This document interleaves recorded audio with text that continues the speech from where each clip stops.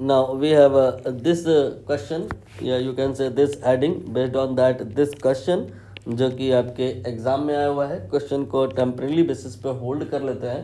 पहले theory brief कर देता हूँ मैं, फिर उसके बाद क्वेश्चन पर भी बात कर लेंगे।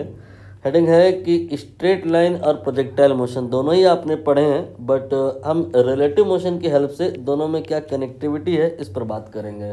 तो सपोज करिए कि एक ऐसे कोई बस है, आप ट्रेन भी मान सकते हैं, बस भी मान सकते हैं। और बस के अंदर क्या है कि आप एक छोटा सा कोई बेबी है उसको होल्ड किए हुए हैं, लिए हुए हैं, ठीक है।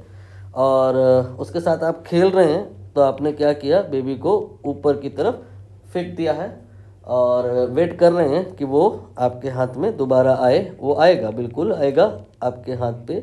इसकी जो ट्रेजेक्ट्री है आपको क्लियर हो गई, ऐसी होगी। बट ये बस एक्चुअली रुकी हुई नहीं थी, ये बस तो आगे जा रही थी। तो यहाँ पर बस के अंदर यहाँ पर बैठा हुआ कोई मान लो पैसेंजर है, वो ये सब देख रहा है, उसको भी मज़ा आ रहा है कि बच्चा ऊपर गया, बच्चा नीचे गया। उससे पूछा जाए कि इसका मोशन कैसा होगा, तो वो तो बोलेगा स्ट्रेट लाइन मोशन होगा। बट इन रियलिटी क्या ये स्ट्रेट लाइन मोशन है? इन रियलिटी कुछ होता ही नहीं है। Reality depends on the observer. ये ऑब्जर्वर अगर बस के अंदर है तो ये जो बच्चा है इसका जो मोशन है ये अंडर ग्रेविटी टाइप वाला मोशन है, स्ट्रेट लाइन। और अगर यही कहानी जो है ना ये देख रहा है कोई समथिंग जो बस के बाहर है, then what will be statement by the person. ये क्या कहेगा? जैसे अगर हम कोई एक वैल्यू लेकर के चले, सपोज करिए ये आपका जो वैल्यू है ये 5 मीटर पर सेकेंड है, ठीक है। तो 5 मीटर पर सेकेंड है और यहाँ पर इसको आपने जो ऊपर को फेंका है, ये बच्चा वापस 2 सेकंड में नीचे आ गया, ठीक है। तो यहाँ पर यही सेम एक्टिविटी जो अगर इसके द्वारा देखी जा रही होगी तो क्या कहेगा वो कि क्या बस वो वहीं रुकी रही है? बस तो रुकी हुई नहीं रही है, बस तो 5 मीटर पर सेकंड से आगे को जा रही है। तो फिर 5 मीटर पर सेकंड की स्पीड से 2 सेकंड में क्या बस आगे नहीं चली जाएगी? कुछ कितना आगे चली जाएगी? 10 मीटर आगे चली जाएगी। तो 10 मीटर हमने बस को आगे पहुंचा दिया। मतलब बस अगर 10 मीटर आगे चली गई तो बस का तो हर एक पॉइंट 10 मीटर आगे चला गया। ये जो पर्सन है ये, और ये जो ऑब्जर्वर है ये जो बच्चा है, और बच्चा जिस पॉइंट से फेंका गया है वो इटसेल्फ 10 मीटर आगे चला गया। तो इसके लिए ये बच्चा यहाँ पे फेंका गया है, दरअसल ऊपर को फेंका ही नहीं गया है, वो ऊपर को फेंका गया है ऐसा ये कहेगा। लेकिन ये कहेगा बच्चा ऊपर नहीं फेंका गया है, बच्चा फेंका है ऊपर, लेकिन साथ में जहाँ ये था वो भी तो आगे जा रहा है। तो इस बच्चे में 2 प्रकार की वेलोसिटी थी और बच्चा जो है आगे की दिशा में भी जा रहा था 5 मीटर पर सेकंड से, बाकी इसने बच्चे को ऊपर फेंक दिया। तो कुल मिलाकर के इस बच्चे में 2 प्रकार की वेलोसिटी है, इसीलिए बच्चे का जो मोशन होगा वो इस प्रकार का होगा। और बच्चा इस पर्सन के लिए उसी जगह पे आके नहीं पकड़ लिया, रिकैच किया गया है जिस जगह से फेंका गया था। वो पॉइंट जहाँ से बच्चा थ्रो किया गया था, it is shifted 10 metre ahead as observe by this person. But for this person what happening, जिस पॉइंट से थ्रो किया गया है उसी पॉइंट पर कैच कर लिया गया है।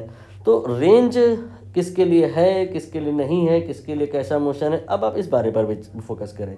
यहाँ पर इस वाले व्यक्ति के लिए अंदर से जो चीज़ों को देख रहा है वो कह रहा है कि भाई मोशन जो है ना वो स्ट्रेट लाइन में है, और स्ट्रेट लाइन में मोशन है, जहाँ से थ्रो किया आपने वहीं पे कैच कर लिया। रेंज जैसे प्रश्न यहाँ पे नहीं उठेंगे, वो 0 होगा। लेकिन इसके द्वारा ऐसा नहीं कहा जाएगा, इसके द्वारा कहा जाएगा कि भाई साहब यहाँ प्रोजेक्टाइल मोशन है, और प्रोजेक्टाइल मोशन अगर है तो यहाँ रेंज तो 0 नहीं होगी, वो होगी कितनी, यहाँ पर तो 10 मीटर होगी। बाकी इन जनरल अगर हमें निकालना हो तो क्या अप्रोच लेंगे हम ये देखेंगे कि ये जो बच्चा फेंका गया कितनी देर बाद वापस आया। वो टाइम अगर हमें नोन है t और बस का स्पीड हमें नोन है u, तो u और t मल्टीप्लाई कर दें, ये जो है t से अगर मल्टीप्लाई कर दिया जाए तो रेंज निकल आएगा। रेंज का एक्सप्रेशन आपको प्रोजेक्टाइल मोशन का पता भी होगा, I think 2u sin theta cos theta ऐसे कुछ होता है यहाँ पर, डिवाइड बाई g। कुछ लोग इसको कहते हैं ऐसे ना नोट करो, वो बोलते हैं कि आप इसको ऐसे नोट करो कि u cos theta then multiplied by 2u sine theta divide by g. ऐसे समटाइम्स फैकल्टीज बोलती हैं कि आपको याद कर लेना चाहिए। वो मैसेज क्या देना चाह रहे होते हैं दैट टाइम, लोग कह रहे होते हैं कि range of a projectile can be imagine in other way कि यू कॉस थीटा की डायरेक्शन से बस आपकी आगे को जा रही है, और 2u साइन थीटा बाई जी वो टाइम है जितनी देर बाद जो बच्चा ऊपर फेंका गया है रिटर्न हो जाएगा। तो u और t मतलब स्पीड और टाइम मल्टीप्लाई कर दिया गया है तो रेंज आ गया। दैट्स सिंपल सी बात हो गई।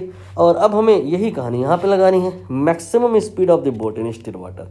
मतलब जो अगर पानी यहाँ पर है ना वो स्टिल है, रुका हुआ है, तो इसमें अगर जो बोट है वो बोट ज़्यादा से ज़्यादा कितनी स्पीड से चल सकती है ये इन्होंने बता दिया है। ये आपका 27 किलोमीटर पर आवर है, ये बोट का स्पीड है, लेकिन असलियत में पानी रुका हुआ नहीं है।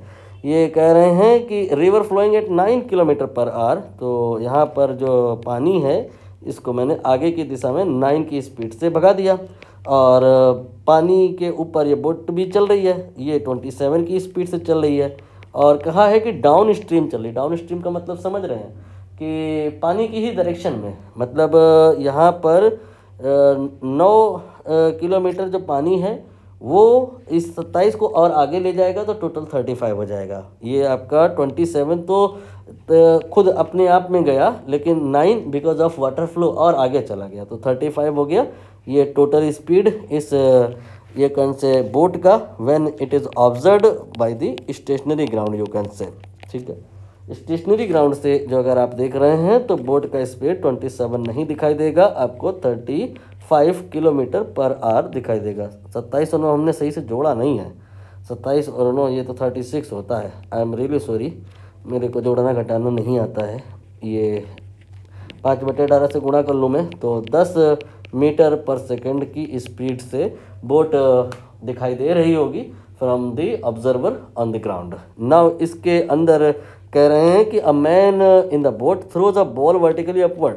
यहाँ पर एक कोई व्यक्ति है और उसने एक बॉल को ऊपर फेंका है, वो 10 की स्पीड से फेंका है, तो बॉल ऊपर जाएगी और नीचे आएगी, ऐसा इसको दिखाई देगा जो बोट के अंदर है, इसको थोड़ा दिखाई देगा। इसको तो ये जो 10 मीटर पर सेकंड है की वजह से आगे की तरफ पॉइंट ऑफ थ्रो ड्रिफ्टेड दिखाई देगा, आगे को शिफ्ट हो जाएगा। तो यहाँ पर कह रहे हैं कि रेंज कितनी होगी किसकी, of the ball observe by the observer at rest on the river bank. मतलब नदी के किनारे ग्राउंड पे जो अगर रुका हुआ ऑब्जर्वर इस पूरी कहानी को देख रहा है तो उसके लिए रेंज कितनी होगी। मैंने आपको अप्रोच बताई, पहले तो ये पता लगाओ कितने टाइम में रिटर्न होगा। इसके लिए टाइम ऑफ फ्लाइट का फॉर्मूला लगा लो, ये t बराबर 2u/g होता है। तो u और g मैं कैंसिल ही कर दूँ तो, क्योंकि दोनों ही 10 हैं यहाँ पे। तो 2 सेकंड बाद ये जो बॉल फेंकी गई है यहाँ से वापस आ जाएगी, और 2 सेकंड में ये जो बॉल है यहीं पर आएगी as observe by this person, but for this person ये 10 मीटर पर सेकंड की स्पीड से सारी कहानी आगे को जा रही है। तो 10 मीटर पर सेकंड मल्टीप्लाइड बाय 2, तो ये यू कैन से 20 मीटर के बराबर आगे को पॉइंट ऑफ थ्रो ड्रिफ्ट हो जाएगा या शिफ्ट हो जाएगा। सेंटीमीटर में ये पूछे हैं, ना जाने क्यों परेशान किया है। तो 100 से गुणा कर लो तो 2000 आ जाएगा, यही आंसर है।